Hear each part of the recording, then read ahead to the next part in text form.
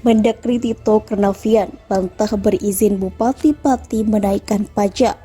Dilansir dari warta kotalive.com, Menteri Dalam Negeri Tito Karnavian membantah telah memberikan izin kepada Bupati Sudewo untuk menaikkan pajak bumi dan bangunan perdesaan dan perkotaan hingga 250%.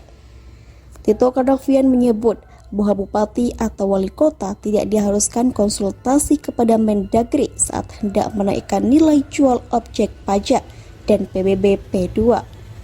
PBB adalah pajak bumi dan bangunan perdesaan dan perkotaan. Pajak ini dikenakan atas tanah atau bangunan yang berada di wilayah perdesaan dan perkotaan. Kata Tito, berdasarkan Undang-Undang Hubungan Keuangan antara pemerintah pusat dan daerah, beserta peraturan turunannya, bupati atau wali kota hanya harus konsultasi ke gubernur apabila mau menaikkan NJOP dan PBB. Oleh karena itu, peraturan bupati terkait tarif tersebut tidak sampai ke meja Mendagri. Menurutnya, setiap kebijakan daerah yang menyangkut pajak dan retribusi harus memperhatikan proses sosialisasi, mempertimbangkan dampak, serta kemampuan ekonomi masyarakat.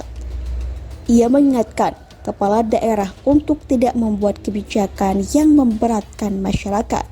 Dia juga menghimbau warga Pati agar tetap menjaga situasi kondusif pasca aksi unjuk rasa besar menolak kenaikan PBB P2. Tito menegaskan bahwa Bupati Sudewo telah meminta maaf dan mencabut kebijakan tersebut. Terlebih saat ini DPRD Pati sudah turun tangan dengan membentuk panitia khusus hak angket untuk menyelidiki kebijakan tersebut. Usulan pembentukan panitia khusus Pansus Hak Angket Pemakzulan Bupati Pati Sudewo itu diumumkan salah satu anggota DPRD Pati fraksi Gerindra di gedung DPRD Pati, Jawa Tengah pada Rabu 13 Agustus 2025. Usulan pembentukan panitia khusus hak angket pemakzulan Bupati Pati Sudewo itu diumumkan salah satu anggota DPRD Pati, fraksi Gerindra di gedung DPRD Pati, Jawa Tengah pada Rabu 13 Agustus 2025. Padahal Sudewo sendiri merupakan bupati dari Partai Gerindra.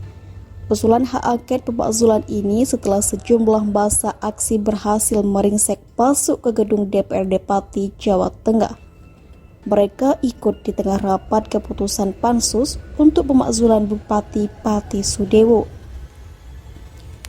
Kemudian seorang anggota DPRD menyebut bahwa Partai Gerindra sepakat dengan hak angket untuk memakzulkan Bupati Sudewo.